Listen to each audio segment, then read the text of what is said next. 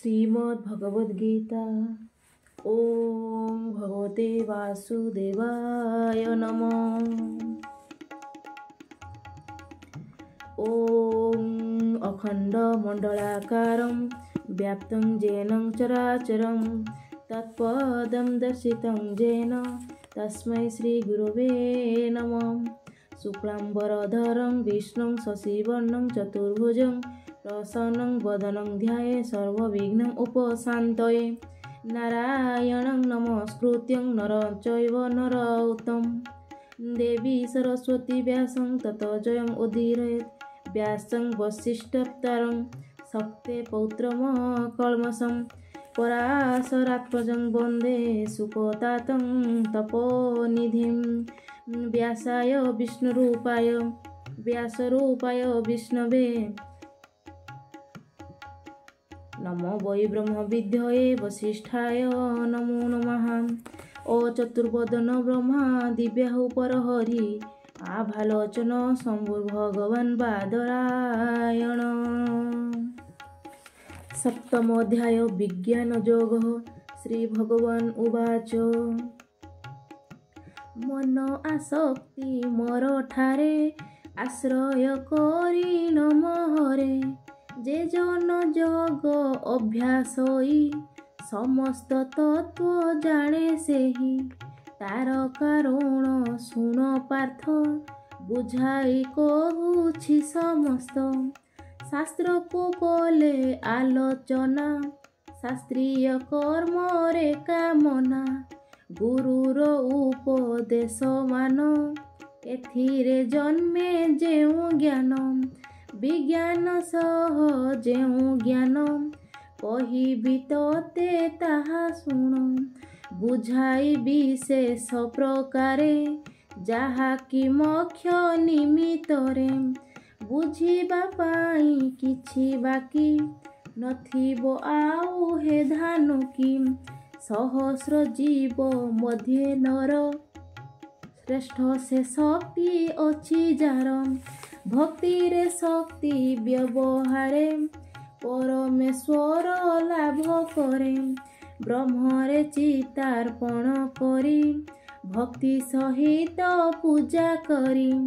तांको व्यतीत अन्य नाही ए भावे सिद्धि किल भई।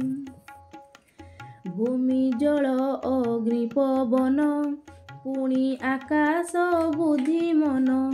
अहंकार ए आठ भाग प्रकृति मोहर पार्थिव।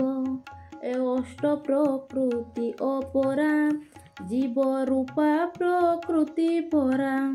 अपरा परा बेनिमत प्रकृति रे जगत विधृत। स्थूल सूक्ष्म प्रकृति दुई स्थूल देह कल्पना होई। सूक्ष्म चैतन्य परा जान जीव चैतन्य क्षेत्र ज्ञान। परा अपरा ए प्रवृत्ति चित्त जड़ नाम बहंती। एबेनि प्रकृतिरु जीव संसारे हुई उद्भव। पराचित पुरुष होई अपराचित प्रकृति।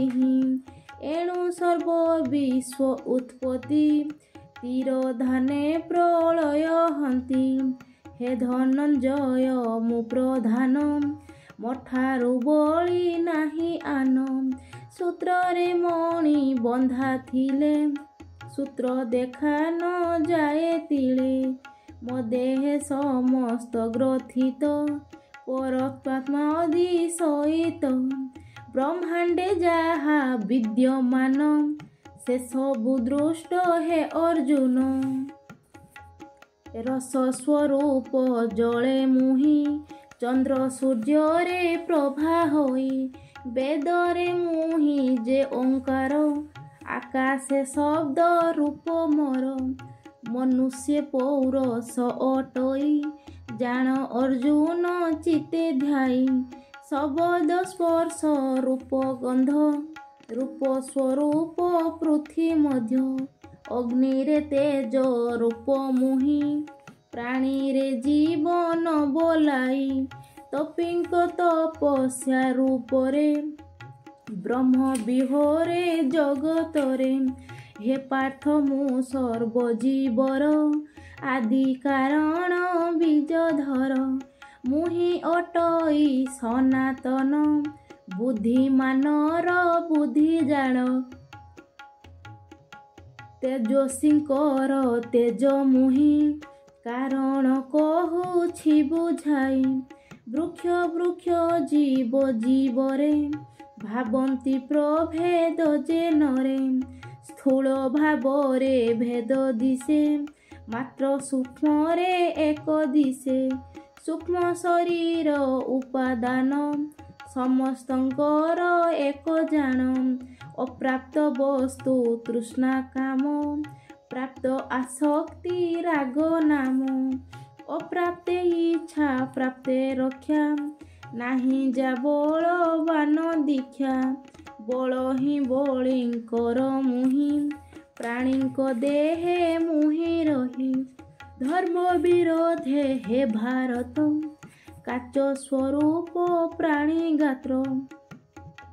ସାତ୍ୱିକ ରାଜସ ତାମସ ଏ ଶକ୍ତି ମୋ ଠାରୁ ପ୍ରକାଶ। ମୋ ଅବଲମ୍ବେ ଥାନ୍ତି ଏହି ମୁଁ ଅବଲମ୍ବ କରେ ନାହିଁ। ତ୍ରିଗୁଣେ ମୋହ ଯେତେ ପ୍ରାଣୀ ସେ ମୋତେ ନ ପାରଇ ଚିହ୍ନି। ତ୍ରିଗୁଣେ ଇଚ୍ଛା ନାହିଁ ଯାର ସେ ପାଏ ବ୍ରହ୍ମ ଅଧିକାର। ମୁଁ ଅଟେ ପରମ ଅବ୍ୟୟ ଏହା ତୁ ଜାଣ ଧନଞ୍ଜୟ। ଅଲୌକ ମାୟା ମୋହର ତ୍ରିଗୁଣ ସ୍ୱରୂପ ତାହାର। ତାକୁ କରିବା ସହଜରେ ସମର୍ଥନ ଦେଖଇ କାରେ। ଯେ ଭକ୍ତି ଭାବେ ଭଜେ ମୋତେ ସେ ମାୟା ସ୍ରୋତରେ କିଞ୍ଚିତେ। ସାହସ ଦମ୍ଭ ଗର୍ବେ ବୁଡ଼ି ବିବେକ ପଥ ମାନ ହୁଡ଼ି। ସଂସାର କାର୍ଯ୍ୟ ମତ ଥାନ୍ତି ଅସୁର ପ୍ରକୃତି ଲଭନ୍ତି।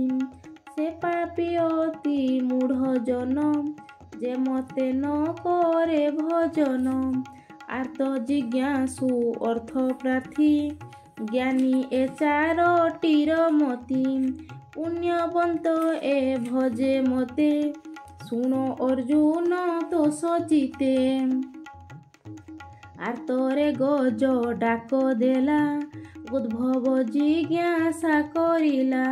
ସୁଦାମା କଲା ଅର୍ଥେ ମନ ସୁକ ସନକ ପୋଛି ଜ୍ଞାନ। ଆର୍ତ ଜିଜ୍ଞାସୁ ଅର୍ଥ ପ୍ରାର୍ଥୀ ସକାମୀ ଏମାନେ ଅଟନ୍ତି। ଜ୍ଞାନୀ ଯେ ନିଷ୍କାମୀ ଅଟଇ ମୋ ପ୍ରିୟ ଏହି ଶ୍ରେଷ୍ଠ ହୋଇ। ଅପ୍ରିୟ ମୋ ସକାମ ଜ୍ଞାନ ଅର୍ଜୁନ ଏହା ଭଲେ ଜାଣ। ସକାମୀ ପାଏ କର୍ମ ଫଳ ନିଷ୍କାମୀ ଚଳେ ବ୍ରହ୍ମ ଆଳ। ନିଷ୍କାମୀ ଆତ୍ମଜ୍ଞାନ ଲଭେ ପରଙ୍ଗତି ସେ ମୋତେ ଭାବେ। ବହୁତ ଜନ୍ମ ଜନ୍ମାନ୍ତରେ ଲଭଇ ଜ୍ଞାନ ବଳେ ମୋରେ। ଜଗତ ବାସୁଦେବମୟ ଏ ଜ୍ଞାନ ହଇଲେ ଉଦୟ। ଏ ଅଟେ ମହାତ୍ମା ଦୁର୍ଲଭ ବହୁତ ପୁଣ୍ୟ ତାର ଲାଭ। ଏ କାମେ ବଶୀଭୂତ ହୁଏ ଆତ୍ମା ଜ୍ଞାନରୁ ଦୂରେ ଥାଏ। ନିଜ ନିଜର ସ୍ୱଭାବରେ ଅନ୍ୟାନ୍ୟ ଦେବ ପୂଜା କରେ। କେବା ମାରଣ ଉଚ୍ଚାଟନ ଜାରଣ ମୋହନ ସ୍ତମ୍ଭନ ଇତ୍ୟାଦି ସିଦ୍ଧି ଲାଭ ପାଇଁ ଦେବା ଦେବୀଙ୍କି କେ ପୂଜଇ। କାଷ୍ଠ ପାଷାଣ ତରୁଲତା ଏ ସର୍ବ ପୂଜେ ହୋଇ ମତା। ବାସେଳି କାଳୀ ଦୁର୍ଗା ହର ଚଣ୍ଡୀ ଚାମୁଣ୍ଡୀ କ୍ଷୁଦ୍ରତର। ଏଥେ ନଥାଇ ମୁକ୍ତି ସାର ନିଷ୍କାମ ଜ୍ଞାନ ମୁକ୍ତି ଦ୍ୱାର। ଯେ ଭକ୍ତ ଯେ ବଣ ପ୍ରକାରେ ଯେ ଯେଉଁ ମୂର୍ତ୍ତି ପୂଜା କରେ ତାର କାମନା ମତେ ମୁହିଁ ତା ଶ୍ରଦ୍ଧା ଦୃଢ଼ ଯେ କରଇ ଅଟଳ ଭକ୍ତିରେ ଯେ ଭକ୍ତ ପୂଜଇ ଯେ ବଣ ଦେବତ ତାଠାରୁ ମୋର ଦତ୍ତ ଫଳ ସମସ୍ତ ଲୋଭଇ କେବଳ ଦେବତା ପୂଜିବାର ଫଳ ସ୍ଥାୟୀ ନୁହଁଇ ଚିରକାଳ ଦେବତା ନିଜେ ନୁହେଁ ସ୍ଥାୟୀ ତା ସେବା ଫଳ ସ୍ଥାୟୀ କାହିଁ ଯେ ମନ ମୋର ପୂଜା କରି ସ୍ଥାୟୀ ଫଳକୁ ସେହୁ ଧରି ମୁଁ ଅବିନାଶୀ ଯେ ଅବ୍ୟୟ ମୋ ସେବା ଫଳଟି ଅବ୍ୟୟ ନୁହଁଇ ନାଶ ସର୍ବପର ଅବ୍ୟକ୍ତ ଶରୀର ମହର ବ୍ୟକ୍ତ ମୋ ରୂପ ବନ୍ତ ହୁଏ ମନ୍ଦ ବୁଦ୍ଧି ଯେ ଏହା କହେ ମୋ କଛପ ଅବତାର ବରାହ ବାମନ ଆବର ରାମ ଶ୍ରୀରାମ ଆଦି ଯେତେ ମୋ ଅବତାର ଏ ଜଗତେ ଏ ସର୍ବ ଅଜ୍ଞାନ ବିଚାର ଏଥେ ତୁ ସନ୍ଦେହ ନ କର ସମସ୍ତ ଜନଙ୍କ ନିକଟେ କେବେ ହେ ମୁହିଁ ନ ପ୍ରକଟେ ଏକାଗ୍ର ଭକ୍ତି କୂଟ ଶୂନ୍ୟ ସେଠାରେ ମୋ ପ୍ରକାଶ ଜାଣ ଭାବିଣ ନ ଦେଖଇ ମୋର ଅଜ୍ଞାନୀ ଥାଏ କାମନ୍ଧର ଏ ମୋର ଇଚ୍ଛା ଜଗ ମାୟା ନାହିଁ ମୋ ଜନ୍ମ ମୃତ୍ୟୁ କାୟା ସଦା ମୁଁ ଏକ ଭାବେ ଥାଇ ଏହା ନ ଜାଣେ ମୂଢ଼ ବାଇ ଭୂତ ଭବିଷ୍ୟ ବର୍ତ୍ତମାନ ଜାଣେ ମୁଁ ଏ ସର୍ବବିଧାନ ଏଣୁ ସର୍ବଜ୍ଞ ମୁଁ ଅଟଇ ଅଜ୍ଞାନୀ ଜାଣିବ ବା କାହିଁ ତେଣୁ ସେ ମୋତେ ନ ଜାଣଇ ଶୁଣ ଅର୍ଜୁନ ତତେ କହି ଅନ୍ୟ ଜନ୍ମି ବଢ଼େ ଅନ୍ନରେ ଅନ୍ନ ସ୍ୱରୂପ ମୂର୍ତ୍ତିକାରେ ମିଶିଲେ ହୁଏ ସ୍ଥୂଳ ଘଟ ତହିଁରୁ ଦିଭାଗ ପ୍ରଘଟ ତତ୍ ଅନୁକୂଳ ଇଚ୍ଛା ନାମ ପ୍ରତିକୂଳ ଯେ ଦ୍ୱେଷ ଜାଣ ଇଚ୍ଛା ଦ୍ୱେଷଙ୍କ ଠାରୁ ଜାତ ଦ୍ୱନ୍ଦ୍ୱ ମୋହକୁ ହୁଏ ପ୍ରାପ୍ତ ମାୟାରେ ଆଚ୍ଛନ୍ନ ସେ ହୋଇ ମୋର ଭାବକୁ ନ ଜାଣଇ ଯେ ସବୁ ପୁଣ୍ୟ କର୍ମୀ ଜନ ନାସି ଅଛନ୍ତି ପାପମାନ ଦ୍ୱନ୍ଦ୍ୱ ମୋହରେ ନ ପଡ଼ନ୍ତି ମୋତେ ଆଶ୍ରୟ କରିଥାନ୍ତି ଦ୍ୱନ୍ଦ୍ୱ ମୋହକୁ ଛାଡ଼ି ସେହି ଦୃଢ଼ ଭାବରେ ମୋତେ ପାଇ